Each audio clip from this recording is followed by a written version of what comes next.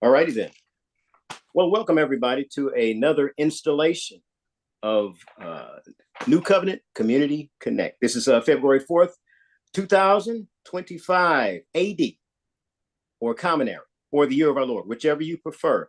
And we are glad today to have with us, welcome, as I've said, welcome you all. So relax for the next maybe 20, 25 minutes or so. I want you to have your ears and heart open to the words and this interaction with Brother Michael Lyle Jr. Michael Lyle Jr. is morning anchor at KUNC, but also I'm going to let him do more introducing.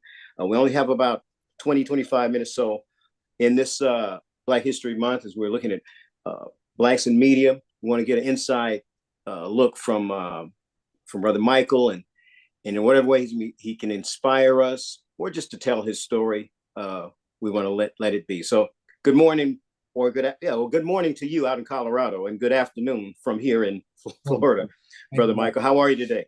Doing good, doing good. Thanks for having me on to talk. I really appreciate this. Great. Tell us just a little bit about your present post, and a little bit of your journey in coming into what you've been doing. Well, I'm here in Colorado, as you mentioned. I work at KUNC here in my studios in Greeley, just outside Denver. I've been here for 2 years. I work as a morning news anchor and a reporter here for Morning Edition. It's the localized national public radio broadcast magazine program, but we have a localized version that I work for here every day from 6 a.m. until 10 a.m. local time. So I just got off the air not too long ago. It's a routine that I do every morning. I'm coming into the studio at 5 in the morning, cranking out news and articles and getting scripts and all kinds of information ready to go before I get on the air at 6 o'clock. And then I'm ripping it all the way for 4 hours straight till after 10 o'clock, and I'm done for the day. Well, All done right. for that particular part of the job, but there's more to it. Yeah. Well, how long have you been in the Colorado area? 2 years now. I moved out here from Connecticut after spending 20 years out east. So this is my first time out here on the West Coast of my life. And I gotta tell you, it's a different vibe out here. I actually on the West Coast now. So yes, it's really different in a sense, but I like the atmosphere out here. I think it's a lot more chill, it's more relaxed, it's not too heavy, it's not too on the edge like I used to deal with out on the east, but Yeah. still a need to do work out here, but it's a lot more not as strenuous, if you will. Yeah. Well, tell us a little bit about your development out there on the East Coast. Well, I was born and raised in New Jersey. That's where I got. That's where I'm originally from. I'm originally from New Jersey. I went to college at Howard University in Washington D.C., where I just came from, by the way, from a weekend trip. I studied journalism there for 4 years in the nation's capital, and I pretty much honed my craft when I was there. My first job in the business was at ESPN in Connecticut after I graduated from Howard. So I started working there behind the scenes in their radio division. I was there for 6 years. And while I was studying at ESPN and working there, I went back to school to get my master's degree at Quinnipiac University. That's also in Connecticut. And I also started doing more localized radio reporting when I was there. So I kind of dipped my toes in other areas outside of the ESPN because I wanted to be more of an on-air reporter. And before I became a broadcast, I was a print reporter for a long time. So I learned to write before I transitioned into broadcast. I mean, occasionally I still write, but I was a newspaper reporter before I went into broadcasting. So I kind of intertwined the two mediums to where I'm at now, making me a versatile reporter and news anchor. Okay, so when did you get some would call it, when did you get the bug, the idea that you wanted to be in media? When did that happen? Got it when I was in high school. I was a junior in high school, and I was a big sports junkie, like I am now to this day, still a sports junkie. And I always envisioned I wanted to be covering all the big events as a sports reporter since I couldn't play, since I was not going to be a pro athlete. I knew that right away, even though I played sports in high school, but I knew the NBA or the NFL or Major League Baseball or even the NHL were not going to come and call for me to play pro sports. So I figured if I can't play it, I can report on it, talk about it, and still go to the events and cover them and get paid for it, which is always a good perk, of course. You get paid to do the work. Right. So that's where it all started in high school. And even to that day, it has not left I have not lost that passion since long time. Going back to 1990 high school. That's when I got that bug. What year was that? 1998. 1998. So Wow. Well, tell me this: if you were speaking to your younger self and you were starting over all again, or if someone were maybe in high school, and what kind of advice would you give them if they believe? Because sometimes you really don't know until you're actually in it whether you really want it. But what kind of advice would you give for that? for someone who might have that Tell them interest? that you need to be a hardworking individual. You want to be persistent in your pursuits of what you want to get out of life. My parents were very staunch and stern about the fact that if you want to get something out of life, you have to work for it. You can't have it hand spent food, or it can't be given to you, or you have to actually go out there and grab it. And you have to be aggressive because everybody wants something out of this life too. And if you Hmm. sit things come to you, you're gonna miss out. So I was always taught persistence and aggression are always going to be your best friend because those are the ones that usually get through because they are committed and dedicated to wanting to do something. Especially doesn't matter if you're in media or whatever the case, whatever professional career you want to go into, if you're passionate about it, you will do what is necessary to get to that level and be happy with it. And you never stop wanting to be hungry either. Even though I've Right, been doing it 22 years, I still find myself wanting to do more. And I think that's a right, good trait all have because it's always good to know that you're still not satisfied. You've accomplished a lot, but you always want to continue to do your very best because let's face it, there's always someone out there that's going to try and be better than you are. So you got to remember to stay at the top of your game and hold down your fort and your place and your position so that you don't get overstepped by somebody else that probably might be a little more aggressive and more passionate than you are. right, right. Well, you have a young face, but you said 22 years, so that makes you a vet. So I guess I want to know along the 22-year path, are there people, whether you want to name their names or not, or just express how so, if this is an appropriate question, have there been people along the way in this field that have been mentoring you or who have mentored you, even if they didn't know that they were mentoring you? I wouldn't say I had a mentor, honestly. I do mentoring. What's funny because I do mentor a lot of young professionals, Mm-hmm. uh, Burns, but I have not had I never did have a mentor. I had good professors in college that Ah, showed me the ropes on how to be good at my profession. That I can know attest to. And a lot of that was also on the graduate level too, because I had a lot of advisors that worked for me that showed me how to be more adamant about the work I was doing, more equipped and more in tune with what I was going to have to be dealing with because technology changes. So yep. they were always telling me you should learn how to do this, and you should also learn how to do this as well. You should learn how to do this because in about 5, 10 years from now, you're going to see the industry is going to change to where you're not going to just be doing just one thing. You're going to be doing multiple things, Right. which I'm so if anything, they gave me the guidance to be ready for the future, which is where we're at now. And I'm always forever grateful. And they also taught me to do something different than just sports because I was just, like I said earlier, I've been a sports guy for a long time, Right. but everybody wants to be in one position in this business, but everybody can't get that same spot Right. because I buys for it, but you got to be different and have a different approach to it. So Right. I do news, I do a little bit of everything that makes me versatile. So I may not be a sports reporter per se, but I do have the opportunity to cover that section of news because there is sports related to news these days. It does Yeah. happen. As you mentioned that part about being ready, your desires for sports. But before the interview, I wrote down a couple of names I'm sure you're familiar with, but I'm not sure how familiar you'd be with them in real time because they kind of got out there when I was a child, and they're the Gumbles, both Greg and Brian. And Yes, I remember that when I don't even remember which one showed. I believe that Greg showed up first, but they were on this. They, all of a sudden, there was these black guys who were doing things. They were on sports, and yep, then there's this other one comes up. Oh, it's another Gumble. There's no way that half the people in media are named Gumble. They got to be related. But yes. then I recall they went back and forth from different venues, from sports to news to interviews to popular events, social events, cultural events, and then some of the long play interviews that happen. But so when you describe that flexibility part, we just lost Greg Gumbel not that long ago. God Really, bless you. yes. But do you recall how much of a part of your youth do you remember seeing them or others? I would say other blacks in the media as far as interviews, news, Yeah. or sports. Oh yeah, I used to watch Greg and Brian Gumbel all the time. In fact, Brian Gumbel used to call play-by-play for NFL games, and he did a lot of reporting for NBC back in the day. So I am well versed about Greg and Brian Gumbel. The Gumbels were always among my favorites. Another one who was among my favorites, who I actually got to meet in person years ago, was James Brown. He works for Ah, he's been around. Yes, he's been around forever. He's another one who I met in my walks of this industry and got to talk to him. One person who I would like to meet one day who I've not met is Gus Johnson. Gus Johnson, tell me about him.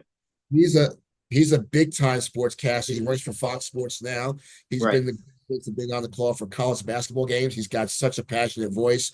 Whenever you hear a game that's exciting, he always brings that favoritism and that homer fan base enthusiasm that you will want to see as a fan, because you know that's a big time moment and it's a big time game, and he brings that energy. And not only that, he's a Howard alum. All right. He graduated from Howard U. All right. As the song. Yeah. So when you mentioned Gus Johnson, now do you see yourself in that type of position, or you have your present position? I don't want to. I don't want to. I want to say anything that may have the people who hired you looking at you like, hey, where you going? Don't go anywhere yet, or anything like that.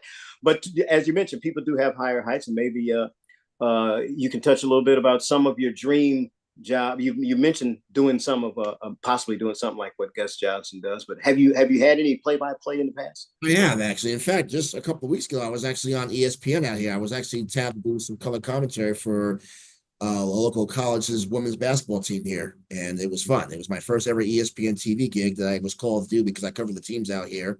Northern Colorado is right around the corner from our station here, so I do a lot of coverage with them, and we cover Right. the.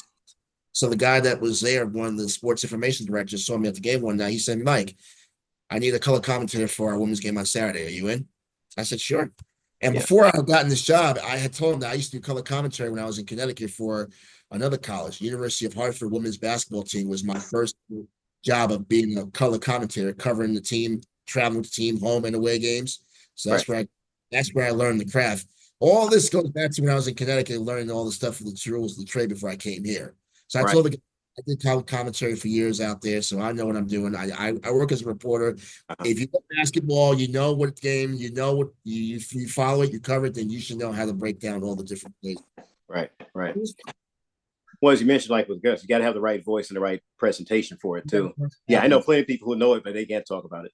A lot of guys that do it, but you got to have a personality too. And you got knowledge of that game. And a lot of these guys today, they they always say, well, the analysts, the former athletes, but they play the game and they know it. Although some people may question that they may not belong there because even though they were a former athlete, they don't necessarily can translate from being an athlete to a broadcaster that quick. Right. Right. Yeah. Well, what was it like? Was this last one? Was this the first time in a long while that you had done it, or Yes, it or? was. It was my first time in years I got to be on color commentary. It was really nice. Yeah. Yeah. How did it feel for you? It was great. I mean, I had fun with it. I mean, we worked together. I worked together with people because, like I said, I have chemistry. I know I have a job that is fun. Who wouldn't like to be sitting courtside calling a basketball game that you get to watch in your own right in front of you? And what's even better is the home team that you're calling the game for is winning, which Right. makes it more exciting. The one you're calling for is winning. Right. Well, who you So pulling? Tell us about this landing in Colorado. We know you've been around Coach Prime. What other sports team in the Colorado area have you been around in the last couple of years? as you mentioned, I did cover Coach Prime. What's interesting is that Coach Prime came out here a month after I arrived. So I was Uh, joking with Coach, you followed me out here because a month after I got here, when I moved out here, he was hired the next month as a head coach now for Colorado football. right. So I've covered him since he's been here, and it's been fun to cover him. There's been a lot of speculations about him leaving for the NFL, but I think he's going to stay put. Mm-hmm. I know people are asking him to go to the NFL, but I think he's happy here, and he shows it. But it's been fun covering the teams here. I cover, like I said, UNC, Colorado State's another school across town in Fort Collins, who I cover. They have some programs there. One team I have not covered yet, though, is Air Force. I want to get down to Air Oh Force. yeah, yeah, yeah. Yeah. Right, right.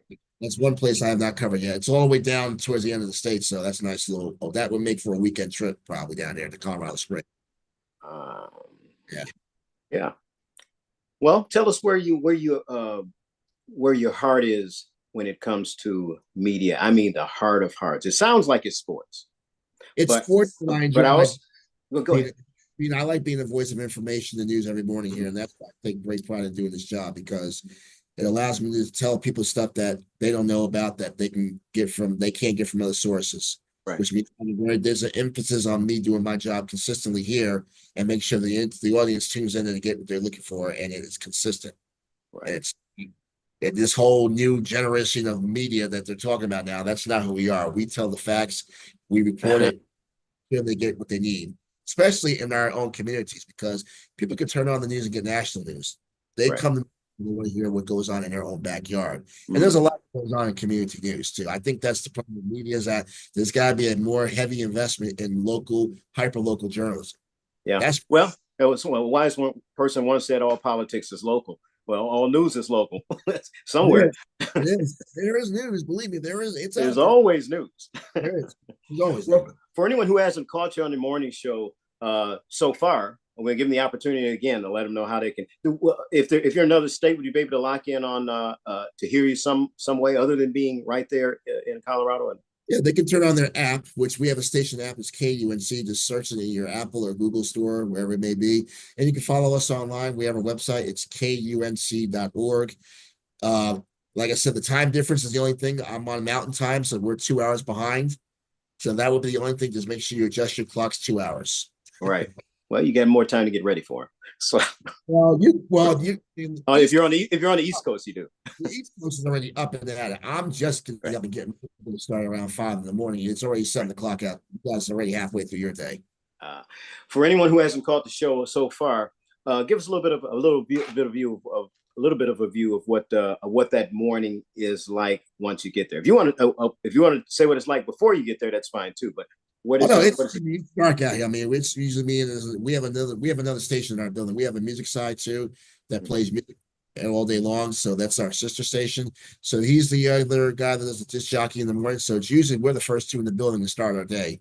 Everybody else is coming in later in the morning after we get started. So I usually come in 5:15. I'm starting to do my scripts and my prep work before I go on the air at 6 o'clock. So I have to comb through resources, news sites, newspaper sites. If there's a breaking story that happened overnight that I missed, I have to find out in the morning from my editors what it is that I have to be attentive to.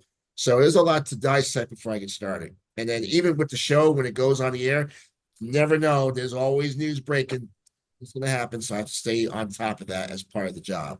If there's any Always, always breaking news. I don't know if you've heard or not. This is I don't know. And for the listeners, I don't know if you know.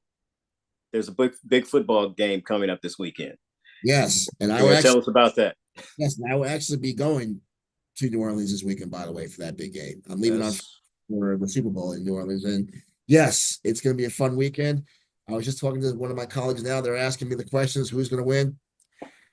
Listen, I think Philadelphia can beat these guys. I think Philadelphia can beat Kansas City, but I just think that the politics that have played the role for the Chiefs the last several years, and even this season, are going to factor in again. I think the Chiefs are going to, I just think they want to see a three-peat. okay. Okay. I'm going to Good. fight because neither of my teams are playing, but I just think that I think Philadelphia can beat them. Though I would not be surprised if Philadelphia beats them because I think they can beat them. That's a pretty strong news comment right there. It's like I think the politics. Tell us what you think the politics are. Say this here in Denver, around these parts, they don't like the Chiefs anyway, so they would prefer the fan. They prefer the Eagles. Chiefs are like the eternal rival here, so they don't like the Chiefs in these parts. Mm. This is How much of an eye did you have on the Denver Broncos this past season? we covered them. It was I mean this is what runs to stay here. I mean they got 5 6 different sports teams here, Right. but this is all about the Broncos in this part of the country. Yeah. Looks like they're making a comeback. They did. They had a great year. They have a good quarterback. Bo Nix had a great year. They made the postseason after 9 years. I mean, fans around here were starving for a postseason berth. It finally happened, even though they got knocked out in the first game. But they took a step forward that a lot of people didn't think was going to happen to begin with, because some were saying they weren't even going to make the playoffs this year. Some thought they were last year. So they Right. won 10 games and got into the postseason. That was highly exceeding the expectations of many around here, myself included. No, I forgot to ask you. Is this the first Super Bowl that you will this be the first Super Bowl that you've attended? No, I actually, well, in person, yes. I mean, I covered the last Super Bowl. The first one was back in 2021. That was the COVID Super Bowl. That was the Uh last time Brady won his seventh ring and beat Patrick Mahomes. That was my first ever time being a part of that, but it was only remotely because, as you know, the world was still shut down at that time. So it wasn't like we could go to Tampa that year. But yeah, it was here in Tampa, yeah. this will be the first one on site, though, for me. So I cannot wait. Great.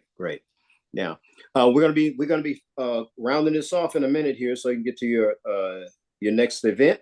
Is there anything else that you would like to share with anyone viewing about what you're doing or anything else? Well, I just look at it like this. Like I said, I've been doing this for a long time. I tell anybody that wants to be a part of any professional career, You got to have a passion for it. You got to want to do it. You have to be aggressive about it. If you're not really so sure or certain, then I would say don't even consider it because you're just going to waste precious time that you can be putting energy towards something else that's more useful. And things won't happen when we want to. We live in a society where we're in a win now approach. It took me a long time to make my stuff manifest, and it does take time. Everybody's time frame is different. We have a different approach to doing things, and we always want this now, we want that now. But the work you put in will eventually manifest. What I tell people, stick it out. There'll be challenges. You'll have to make sacrifices. It's life. Also, keep the big man, keep the good Lord in the plans as always, because he is definitely going to see you through every path you walk. And I know he's doing that with me right now. All right. That's great. Great attitude. And so how's your future looking with that attitude? Future's looking good. I mean, I'm going to go, like I said, I'm going, something's going right with me now. I'm still here. And listen, even with all the conflict going on in the world, I'm still here. I'm still blessed. I'm happy. All right. Well, thank you very much. We appreciate you, Brother Michael. This is Michael Lyle Jr., the morning anchor for QUNC. You can Hey, download the app. Did I say that right? Q, it's KUNC. Excuse me, KUNC. You can download the app and catch him. He's in Colorado, 2 hours difference if you're on the East Coast. He's headed sometime this week. He'll be headed to the Super Bowl. We look forward to seeing him. And for anyone on this broadcast who's being inspired down that same avenue, we look forward to seeing you as well. God bless you. Be blessed and be a blessing. It was a pleasure. Thank you for having me. God bless you all too. Very good. Okay, I believe they'll edit the cutoff wherever they are. Okay. So you got